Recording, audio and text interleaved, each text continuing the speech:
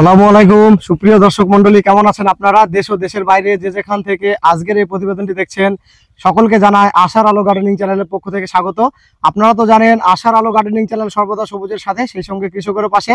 আজকে চলে এসেছি আমরা আবারও একটা আরাবিয়ান খেজুরের বাগানে। ফলন দেখে তো আপনারা বুঝতেই পারছেন, তো সম্পূর্ণ বিষয়টা আপনাদের সঙ্গে শেয়ার করব। ভিডিওটি স্কিপ না করে সম্পূর্ণ দেখার চেষ্টা করবেন। তো এবার ফলনটা শুধু আপনাদের দেখাচ্ছি। এই যে দেখুন কত সুন্দর ফলন। তো এটা কি জাতের খেজুর আছে বা এই যে এত সুন্দর ফলন কিভাবে কি নিয়ে এসেছেন সেই বিষয়টা তো অবশ্যই আপনাদের সঙ্গে শেয়ার করব। সেই সঙ্গে আরও শেয়ার করব সত্যি কি আমাদের বিশেষ করে মুর্শিদাবাদের মতো মাটিতে বা মুর্শিদাবাদ জেলাতে কি খেজুর চাষ সম্ভব, বা আমাদের ওয়েস্ট বেঙ্গলের আবহাওয়াতে খেজুর চাষ সম্ভব কিনা, সম্পূর্ণ বিষয়টা আপনাদের সঙ্গে শেয়ার করব। এত সুন্দর কর্মকাণ্ড যিনি করেছেন তার সঙ্গে পরিচয় করাবো না, সেটা তো হয় না। তো চলুন এত সুন্দর কর্মকাণ্ড যিনি করেছেন তার সঙ্গেও আপনাদের পরিচয় করাচ্ছি। আসসালামু আলাইকুম ভাই। ওয়ালাইকুম আসসালাম। কেমন আছেন আপনি? আমি ইনশাআল্লাহ ভালোই আছি। আচ্ছা, তো আমার অডিয়েন্সের উদ্দেশ্যে আপনার নামটা বলুন আর আমরা প্রেজেন্ট কোন লোকেশনে ভিডিওটি করছি। আমার নাম মোহাম্মদ খালেদ হোসেন, আমার বাড়ি মালিপুর গ্রাম, থানা রানীতলা, জেলা মুর্শিদাবাদ। আচ্ছা, আপনার লোকেশনটা যদি কেউ আসতে চায় বাস ট্রেন কিভাবে কি আসবে? হ্যাঁ, যদি আপনি বহরমপুর থেকে আসতে চান তো লালবাগ, জিয়াগঞ্জ, তারপরে আপনি সুলতানপুর মাদ্রাসা ঠিকানায় চলে আসবে। মানে ট্রেনে দাঁড়ালে সেক্ষেত্রে ট্রেনে আসতে পারবেন, ট্রেনে আসতে পারবেন, বাসও আসা যাবে ওই একই রুট দিয়ে। আচ্ছা, তাহলে যোগাযোগ ব্যবস্থাটা আপনাদের বলে দিলাম। তো এবার সর্বপ্রথম যেটা জিজ্ঞেস করব সেটা হচ্ছে, আপনি এই যে খেজুর গাছের নিচে দাঁড়িয়ে আছেন, এই গাছটার বয়স কতদিন আর এই গাছের কোন কোন কোয়ালিটির খেজুরের গাছ? এই খেজুর গাছটা বয়স প্রায় 5 বছর। আচ্ছা, আর মরিয়ম কোয়ালিটির খেজুর। আচ্ছা, তো খেজুরের কোয়ালিটিটা আপনারাও দেখুন। এটা কি এই বছর প্রথম ফলন পেলেন না এর আগেও পেয়েছিলেন? এই গাছটাই 3 বছর থেকে খেজুর ফলে। আচ্ছা, তাই? হ্যাঁ। আচ্ছা, তো এখানে আপনি কটা জাত নিয়ে কাজ করছেন? আমি প্রায় 6 থেকে 7টা জাত আছে আমার। আচ্ছা, সেগুলো কি কি একটু বলুন। যেমন মরিয়ম আছে, আচ্ছা, আজওয়ার কিছু চারা আছে, বড় গাছ নাই। আর বারহি আছে, আচ্ছা, আপনার খনিজি আছে, মেরজল আছে, আচ্ছা, আরো কয়েকটা জাত আছে। মানে আপনি বিদেশি এই সমস্ত জাতগুলো আপনি কোথা থেকে কালেক্ট করেছিলেন? আমি সৌদি থেকে কালেক্ট করেছিলাম। ও, মানে আপনাদের দিকে হয়তো যারা সৌদিতে যায় তাদের সঙ্গে কি কালেক্ট করেছিলেন নাকি? হ্যাঁ, তাদের সঙ্গে যোগাযোগ করি। তাহলে আপনি এই যে বাগানটা করেছেন, এই টোটাল বাগানটার এরিয়া কতটা আপনার? 17 কাঠা হবে। 17 কাঠা, তাই তো? তো এখানে গাছ কতটা আছে আপনার? গাছ প্রায় এখন 60 পিস আছে। 60 পিস, তাই তো? তাহলে আপনি যে 16 কাঠা গাছ করেছেন, বাগানের বয়স তো সবগুলো কি 5 বছর না? না, সবগুলা 5 বছর না, কিছু 5 বছর আছে, কিছু 4 বছর আছে, কিছু 3 বছর আছে। তো চলুন এবার আপনাদের সম্পূর্ণ বাগান ঘুরে দেখাবো। আশা করি ভিডিওটি আপনাদের ভালো লাগবে বা খেজুর চাষ সম্বন্ধে আপনারা সম্পূর্ণ ধারণা পাবেন। তো চলুন এবার আপনার এই দিকটা দিয়ে শুরু করছি। এই দিকটাতে কতটা গাছ আছে আপনার? এদিকটায় প্রায় 30টা মতো গাছ আছে। বলছিলাম আপনি এই যে বাগানটা করেছেন সেক্ষেত্রে আপনার আপাতত 60টা গাছ বললেন, তাই তো? হ্যাঁ। 60টা গাছের ভিতরে আপনি কতটা গাছে আপাতত আপনি ফলন পেয়েছেন, হয়তো মানে বুঝতে পেরেছেন যেগুলো হয়তো স্ত্রী গাছ? আমি বুঝতে পেরেছি, এখন অবধি আমার 25টা গাছ স্ত্রী। 25টা গাছ আপনি বুঝতে পেরেছেন, তাই তো? আচ্ছা, এই বছরে টোটাল আপনার কটা কাঁদি এসেছে খেজুরের? অলরেডি প্রায় 5-6টা গাছে এসেছিল, 3টে গাছে থাকেনি। এখন আপাতত অল্প 2টো গাছে আছে। আর গতবার কতটা গাছ পেয়েছিলেন? গতবার প্রায় 7-8টা গাছে পেয়েছিলাম। তো এই বছর ফলন কম আসার পিছনে কি আপনি আপনার নিজের কিছু ঘাটতি বুঝতে পারছেন? অবশ্যই আমার নিজেরই একটু গাফেলতিতে মানে রেজাল্টটা ভালো আসেনি। তো হয়তো টাইম একটু কম দিতে পেরেছিলেন। হ্যাঁ, ওটাই। হ্যাঁ, তো নেক্সট বছর আরো ফলন আপনার আসুক এই আশা আমরাও রাখবো। তো চলুন এবার আমরা এই দিকটায় যাব। টোটাল এই দুই দিক মিলে আপনার 60টা গাছ আছে, তাই তো? আর একটা গাছও আমি ফলন দেখছি, এটা কটা কাঁদি এসেছিল? এটাই একটাই কাঁদি এসেছিল, কিছু খেজুর অনেকটা ঝরে গেছে এখানে না, অনেকটাই। এটা কি ওই আপনাদের আগে যে গাছটা দেখালাম এটাতে কি ওরকমই ফলন ছিল? হ্যাঁ, ওইরকমই খেজুর ছিল। আর হয়তো আমার একটু মানে সময় দিতে পারিনি, সেই কারণ থেকেই খেজুর গালা কিছু নষ্ট হয়ে। আচ্ছা, চলুন আর কোথায় আছে, চলুন আর বললেন আর 3টে গাছ বললেন, চলুন আর একটা গাছ দেখাবো। আর একটা গাছে কয়েকটা আছে ছোট্ট গাছ। আচ্ছা, ওটা কতদিনের? ওটা 2 বছর বয়স। এই গাছটা আপনারা দেখুন, আগে গাছটা আপনাদের দূর থেকে দেখাচ্ছি কত ছোট গাছ, কিন্তু আপাতত 3টে টিকেছে। দেখা যাক নেক্সট টাইম, পরের বছর আশা রাখছি আরো হয়তো বা বেশি ফলন আসবে। গাছটা কিন্তু আপনারা দেখুন খুবই ছোট্ট গাছ। আর এদিকে এই গাছগুলো মোটামুটি আছে, এবার একটু ঘন করে লাগানো হয়েছে। বলতে পুরুষ গাছ কোনটা স্ত্রী গাছ কোনটা বোঝার জন্য কি এভাবে ঘন করে লাগিয়েছেন? হ্যাঁ।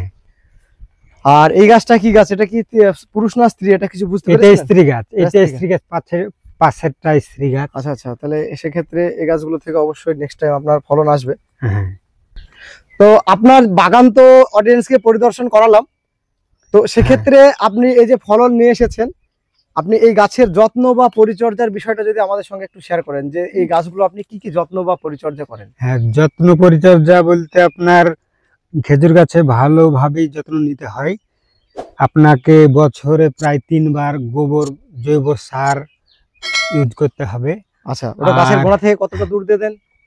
গাছের গোড়ায় হালকা পাতলা থাকলে অসুবিধা নাই, মানে একটু গ্যাপিং রাখার হ্যাঁ, চেষ্টা একটু করতে গ্যাপ হবে। রাখায় মোটামুটি ভালো। আপনি 1 ফুট দূর দিয়ে দেবেন, ওটা ভালো হবে। হ্যাঁ। যে কোনো গাছের সার দেওয়ার আর নিয়ম হচ্ছে আপনাকে কীটনাশক প্রায় মাসে একবার দিতে হবে। আচ্ছা, কীটনাশক কি কি দেন হ্যাঁ, সেক্ষেত্রে? যেমন আমি নরমালি দিই, যেমন হামলা 505, প্রফেট সুপার, আচ্ছা আচ্ছা আচ্ছা, এইসব গালা ব্যবহার করি।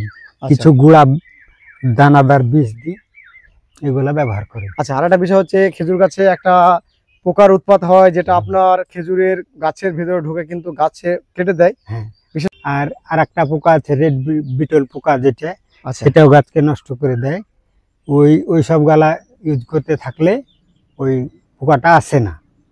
আচ্ছা, রাসায়নিক সার কি কি দেওয়া হয়? হ্যাঁ, রাসায়নিক সার দিবেন, দিলে পটাশ, আপনার ডিওপি 10-26 দেওয়া যায়, এগুলা ব্যবহার করলে। আপনার এই যে 5 বছরের গাছ আছে, সেক্ষেত্রে এই গাছের জন্য কতটুকু পরিমাণে দেবে রাসায়নিক সার যদি কেউ দেয়? রাসায়নিক সার দিলে প্রায় 500 ডিওপি, আপনার 250 পটাশ, এই পরিমাণ 5 বছর গাছে দেওয়া যায়। হ্যাঁ, রাসায়নিক পরিমাণটা একটু কমই দেওয়া ভালো। দিলে, হ্যাঁ, না দেওয়া আরো ভালো। জাতীয় গাছ সেক্ষেত্রে না দেওয়া আরো ভালো বলছেন? না দেওয়া আরো ভালো। তাহলে সেক্ষেত্রে কি আপনি ভার্মি কম্পোস্টটাকে বা গোবর সারটাকে হ্যাঁ। বেশি ইউজ করতে বলছেন, তাই তো? হ্যাঁ, অবশ্যই। মানে রাসায়নিক দিকটা এড়িয়ে চলতে বলছেন। হ্যাঁ। তাহলে সামগ্রিকভাবে আপনি যে সমস্ত পরিচর্যা বললেন, বিশেষ করে এদের ফাঙ্গিসাইড থেকে শুরু করে পেস্টিসাইড, এই সমস্ত বিষয়গুলো ছাড়া আর কি খেজুর গাছে সেরকম কিছু করার লাগে?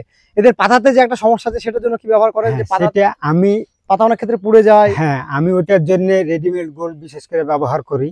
আচ্ছা আচ্ছা, মাঝে মাঝে ওই সাপ পাউডার যেটা আছে সেটা ইউজ করি। আচ্ছা আচ্ছা। তাহলে এবার খেজুর চাষ সম্বন্ধে কি বলবেন? এটা কি একটা প্রফিটেবল বিজনেস?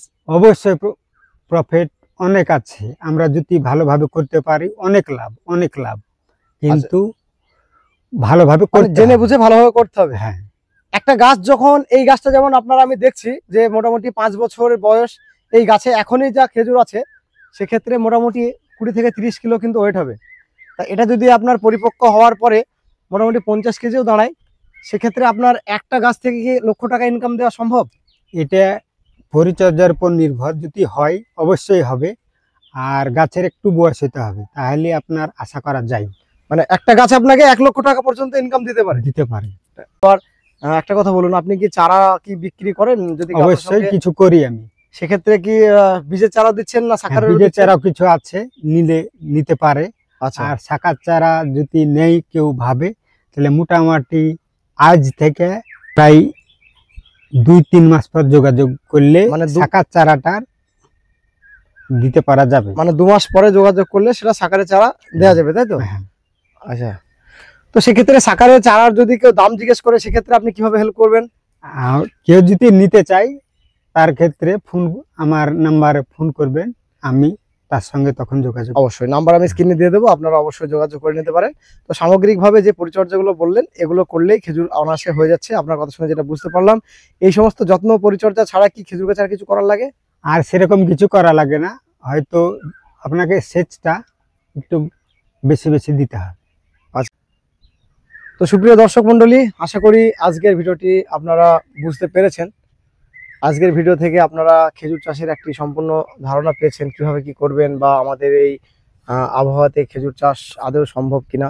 তো সুপ্রিয় দর্শক মন্ডলী, আজকের ভিডিওটি কেমন লাগলো অবশ্যই আপনারা কমেন্টে জানাবেন। ভিডিওটি ভালো লাগলে অবশ্যই একটি লাইক করবেন। তো ভিডিওটি আজ আর বেশি লম্বা করছি না, দেশ ও প্রবাস থেকে অলরেডি আমার চ্যানেলকে যারা সাবস্ক্রাইব করে রেখেছেন তাদেরকে অসংখ্য ধন্যবাদ। আশার আলো গার্ডেনিং চ্যানেলের সঙ্গে জুড়ে থাকার জন্য নতুনদের উদ্দেশ্যে একটি বার্তা, আপনারা আমার চ্যানেলকে সাবস্ক্রাইব করে অল নোটিফিকেশন বেলটি অন করে রাখবেন, যাতে করে আমি কোনো ভিডিও দিলে খুব সহজে আপনারা নোটিফিকেশন পেয়ে যান। প্রত্যেক ভিডিওর শেষে আপনাদের আমি যেটা বলি, আবারও বলছি, আপনারা সকলে ভালো থাকবেন, সুস্থ থাকবেন, সবুজের সঙ্গে থাকবেন, সেই সঙ্গে আশার আলো গার্ডেনিং চ্যানেলের সঙ্গে সদা সর্বদা জুড়ে থাকবেন।